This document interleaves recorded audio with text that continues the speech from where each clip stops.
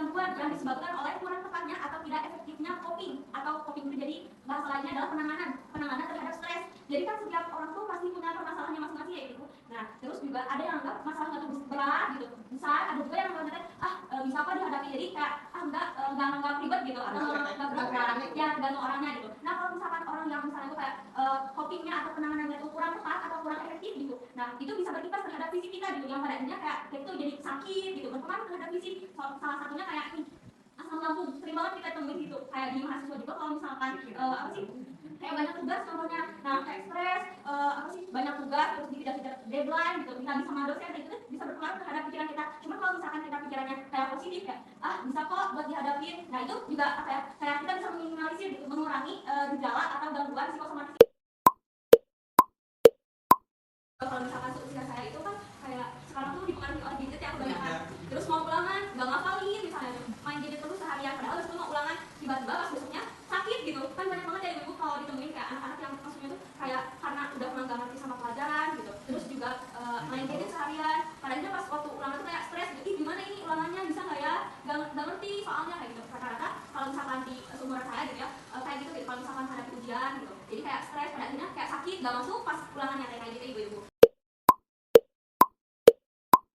Ciri atau gejala psikosomatis yang pertama tadi masih sama sih kayak yang penyebab stres itu. Yang pertama tuh ada jantung berdebar-debar gitu kan. Kalau misalkan kayak kita berbicara di depan umum misalnya, pertama kali kadang suka deg-degan ya ibu-ibu, kayak apalagi di depan orang-orang yang maksudnya tuh kayak petinggi-petinggi gitu, jadi kayak deg-degan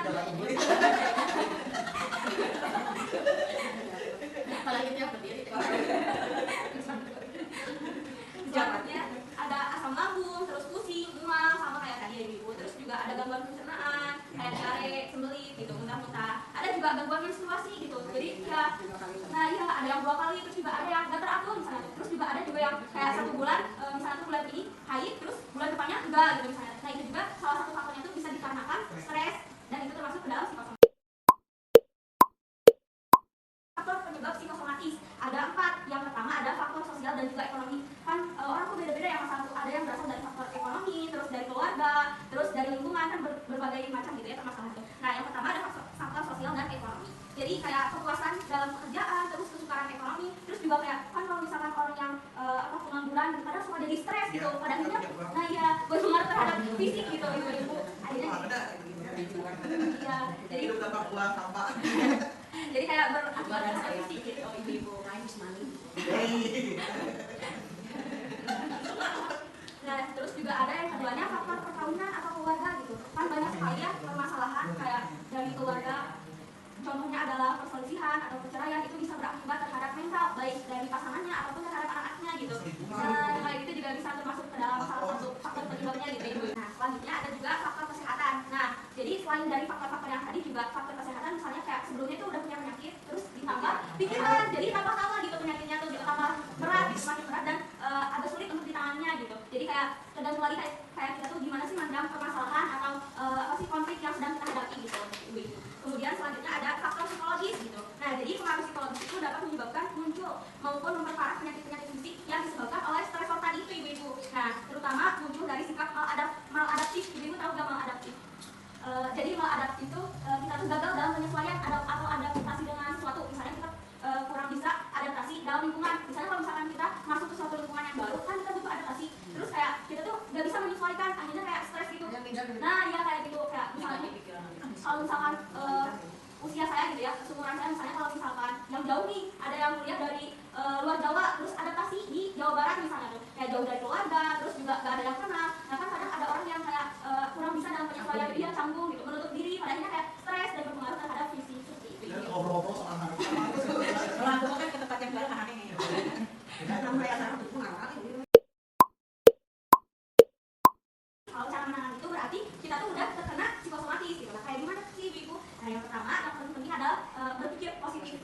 Nah kalau misalkan dari pikiran kita yang positif, otomatis akan membawa dampak yang positif juga buat diri kita sendiri gitu, termasuk kesehatan fisik, terus juga kesehatan mental. Karena yang paling utama itu adalah pikiran gitu. Kalau misalkan kita nggak bisa mengendalikan pikiran kita kayak bawaannya itu negatif, otomatis akan memberikan dampak yang negatif juga terhadap kesehatan tubuh dan juga fisik gitu. Nah selanjutnya ada kenali emosi dan pikiran-pikiran negatif. Jadi kayak kita tuh harus mengetahui gitu, kayak ini tuh apa sih faktor penyebabnya, kenapa sih bisa kayak gini. Nah kalau misalkan kita bisa mengetahui hal itu, otomatis kita juga bisa gitu mengendalikan atau cara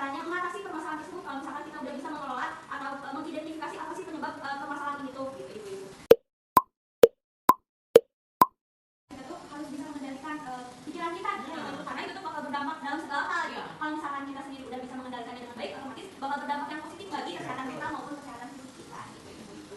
Nah di sini mau ditutup dulu ya sama quotes kata-kata gitu. Jadi tubuhmu adalah rumah bagi pikiranmu gitu. Nah jika mampu menjaga kedamaian gitu ya di dalamnya, maka rumah itu tuh akan penuh dengan kesehatan dan juga kebahagiaan gitu ibu. Jadi kita harus tetap bisa menjaga gitu ya kesehatan pikiran kita sendiri supaya kita tetap memberikan dampak yang positif juga bagi mental maupun fisik kita begitu ibu-ibu. Sekian paling yang bisa saya sampaikan. Aku kan singkat aja ibu.